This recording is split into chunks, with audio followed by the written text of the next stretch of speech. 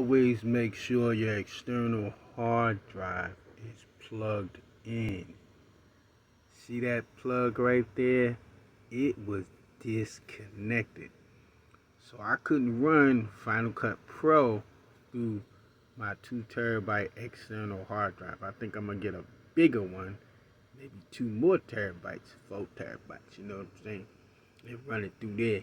But yeah, I had a lot of problems because this plug was unplugged. So make sure your external hard drive is plugged up. Mine's is connected through a little USB thing right here, you know, like hard drive dock type thing. But yeah, without that, my Final Cut stuff, both my laptop was filled up to the tilt, had issues. Now I just plugged it back up this morning. It's been messed up all weekend and I didn't realize I had it unplugged. So always plug in your hard drive, your external hard drive.